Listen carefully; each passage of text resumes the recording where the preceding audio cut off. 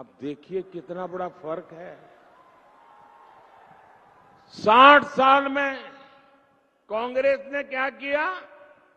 बैंकों का राष्ट्रीयकरण किया, बैंकों पर कब्जा कर लिया और ये कहा कि बैंक गरीबों के लिए होनी चाहिए, इसलिए राष्ट्रीयकरण। आज स्थिति ये है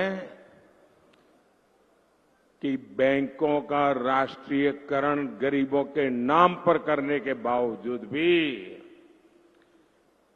कांग्रेस सरकार 60 साल में करोड़ों गरीबों के बैंक खाते नहीं खोल पाई। मोदी ने 10 साल में 50 करोड़ से ज्यादा जनधन बैंक खाते खोले।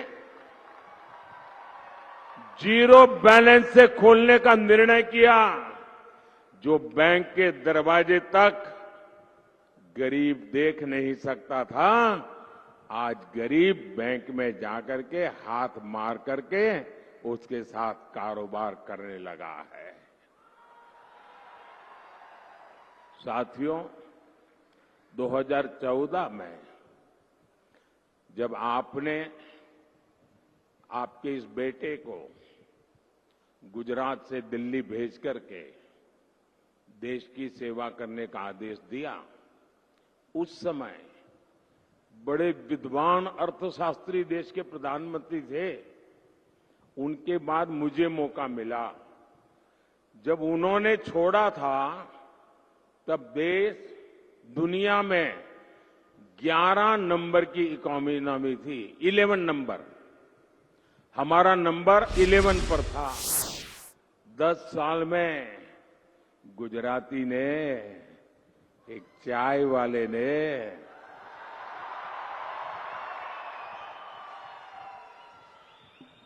देश की इकोनॉमी को 11 नंबर से 5 नंबर पर पहुंचा दिया। कांग्रेस के चलते दशकों तक देश के संविधान के साथ भांति भांति के खिलवाड़ हुए। आप चौंक जाएंगे भाइयों बहनों। सरदार साहब जल्दी चले गए, उसके कारण देश को बहुत नुकसान हुआ है। और मेरे मन में कसक है कि सरदार साहब के सपने भी पूरे करने की कोशिश करो।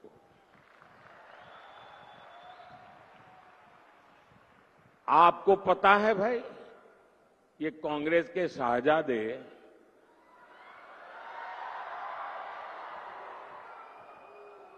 माथे पर संविधान रख करके नाच रहे हैं आजकल। देखा होगा आपने। लेकिन जरा कांग्रेस मुझे जवाब दे, जिस संविधान को आज माथे पर रख करके नाच रहे हो, क्या इस देश में 75 साल तक हिंदुस्तान के सभी हिस्सों पर ये संविधान लागू नहीं होता था? मोदी के आने के पहले इस देश में 2 संविधान चलते थे, 2 झंडे चलते थे, 2 प्रधानमंत्री थे। ये संविधान माथे पर लेकर के नाचने वाले शाहजादे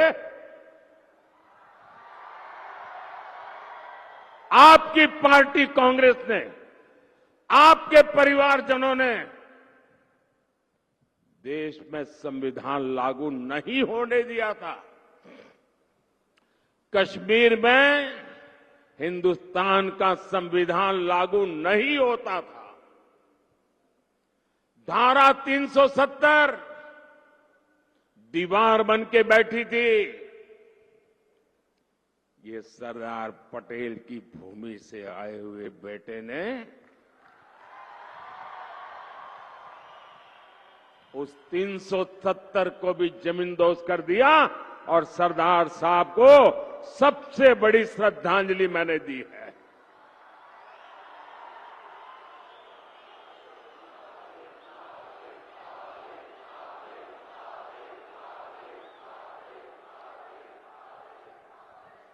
मैंने सिर्फ स्टैच्यू ऑफ यूनिटी दुनिया का सबसे बड़ा स्टैच्यू बनाकर सरदार साहब को अंजलि दी है, इतना ही नहीं, मैंने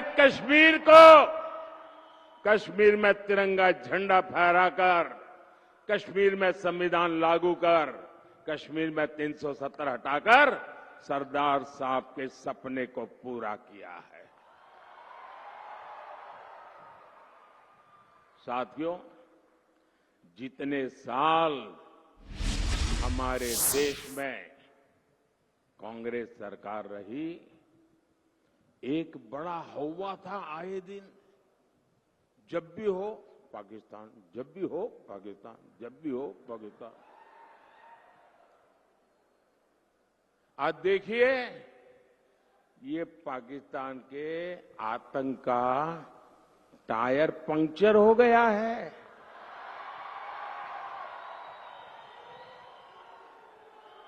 जो देश कभी आतंकी एक्सपोर्ट करता था, वो आटे के इंपोर्ट के लिए दर दर भटक रहा है। जिसके हाथ में कभी बम गोला था, उसके हाथ में आज भीख का कटोरा है।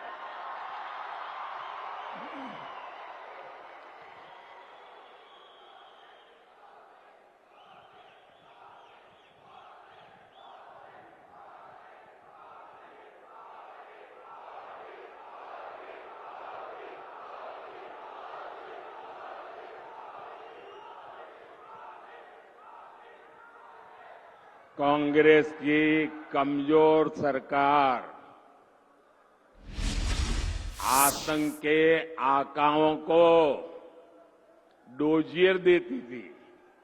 डोजियर का मतलब है फाइल पे सारी जानकारियां इकट्ठी कर करके वो देते थे कि तुम्हारे लोग आए थे, ये उनकी फोटो है, यहां बम फोड़ के चले गए, तुम्हारे लोग आए थे, इतने लोगों को मार करके चले गए, तुम्हारे वो लोग आए थे, डोजियर देते थे, डोजियर।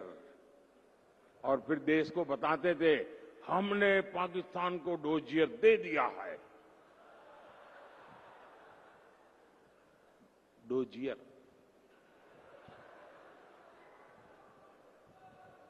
और मोदी की मजबूत सरकार देखिए, डोजियर बोजियर में टाइम खराब नहीं करते।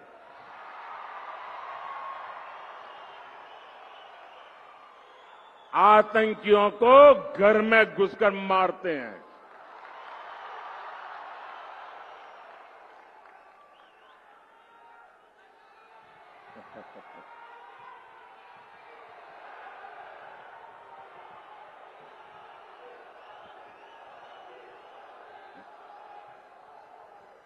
और साथियों, संयोग देखिए, आज जब भारत में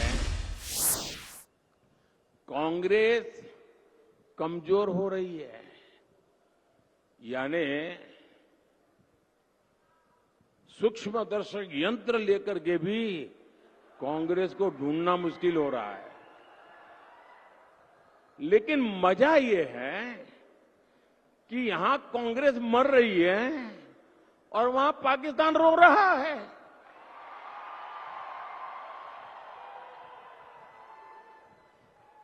आपको पता चला होगा, कांग्रेस के लिए अब पाकिस्तानी नेता दुआ कर रहे हैं। शहजादे को प्रधानमंत्री बनाने के लिए पाकिस्तान उतावला है। आपने कल देखा होगा। और हम तो जानते ही है, कांग्रेस तो पाकिस्तान की मुरीदी है। पाकिस्तान और कांग्रेस की ये पार्टनरशिप अब पूरी तरह एक्सपोज हो गई है। भाइयों और बहनों, देश के दुश्मनों को आज भारत में मजबूत सरकार नहीं चाहिए, उनको कमजोर सरकार चाहिए। और ऐसी कमजोर सरकार जो मुंबई में 26/11 को आतंकी के हमले के समय थी ना, वैसी कमजोर डोजियर भेजने वाली देश के दुश्मनों को वैसी ही करप्ट सरकार चाहिए जो 2014 से पहले थी। देश के दुश्मनों को वैसी ही अस्थिर सरकार चाहिए जो 2014 से पहले देश में थी। मोदी की मजबूत सरकार न झुकती है और न ही रुकती है। और तभी आज दुनिया कह रही है, दुनिया के विकास को भारत ही गति दे सकता है। भारत पूरी दुनिया के लिए ब्राइट स्पॉट है। दुनिया में झगड़े होते हैं तो भारत को विश्व बंधु के तौर पर झगड़ा सुलझाने वाले देश के तौर पर देखा जाता है। कहीं युद्ध होता है, अभी आपने देखा होगा रशिया और यूक्रेन के बीच लड़ाई चल रही थी। दुनिया के अनेक देशों के लोग वहां फंसे हुए थे, वो वहां से बाहर निकलना चाहते थे और वहां एक ही पासपोर्ट चलता था। दुनिया के किसी भी देश के नागरिक को वो बम गोले के बीच से निकलना हो यूक्रेन में से, तो एक ही पासपोर्ट चलता था और वो पासपोर्ट था मेरे देश का तिरंगा झंडा। पाकिस्तान के लोग भी तिरंगा झंडा दिखाते थे तो वहां की सेना जाने देती थी। आपने यूक्रेन में देखा है, युद्ध के समय जो बच्चे थे वहां, सबने महसूस किया कि भारत के तिरंगे की ताकत क्या बड़ी है। भारत, आप में से तो आए दिन लोग विदेश जाते हैं, आपने देखा होगा आज हिंदुस्तान के पासपोर्ट की ताकत क्या है। हाँ। ये होती है देश की साख। मुझे बताइए मेरे आनंद खेड़ा के भाई बहन, क्या आपको देश की ये मजबूती खबर मिलती है, गर्व होता है कि नहीं होता है? दुनिया गर्व करती है तो आपको गर्व होता है कि नहीं है? आपका माथा ऊंचा होता है कि नहीं होता है? लेकिन ये कांग्रेस, वो क्या कर रही है? कांग्रेस सिर्फ रोती बैठती है और मोदी को गाली दो। डिक्शनरी खोज करके रोज नई गाली निकालते हैं, रोज नई गाली निकालते हैं। और कांग्रेस आज मोदी देश को एक करने के सरदार के सपने को पक्का कर रहा है। कांग्रेस देश को बांटने में जुटी है। कांग्रेस समाज में लड़ाई झगड़ा कराना चाहती है। भाइयों और बहनों, आजकल पूरे देश में एक बहुत बड़ी चर्चा चल रही है। लोग पूछ रहे हैं कि आखिर कांग्रेस इतनी बौखला क्यों गई है? कांग्रेस इतनी संतुलन क्यों खो बैठी है? भाइयों बहनों,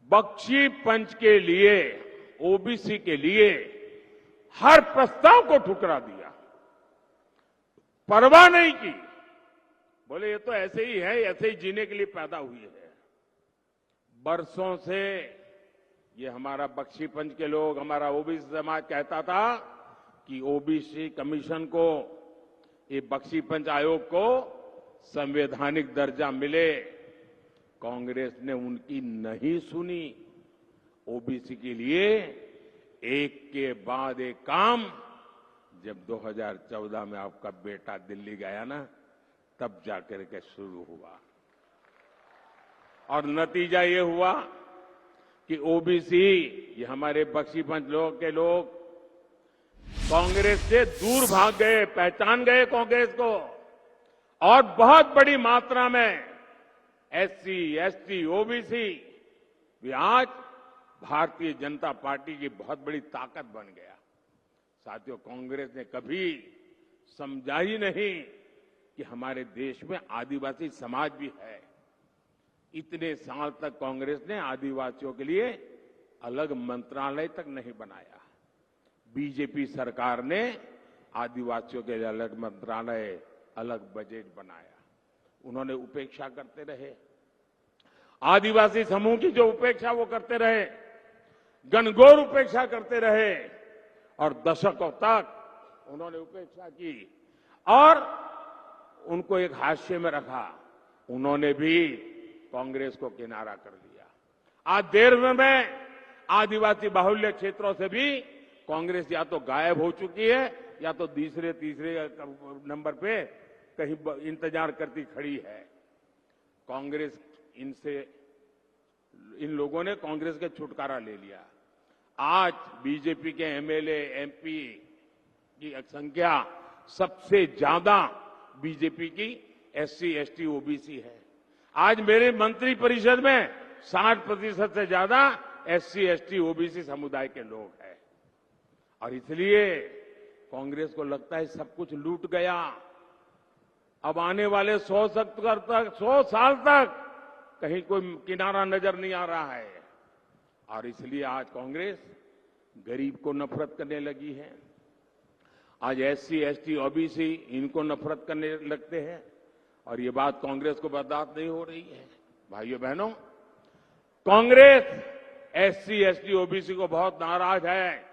उनकी वोट बैंक चली गई है और इसलिए हम नई साजिश रच रहे हैं। उन्हें नई साजिशें रची है। साथियों,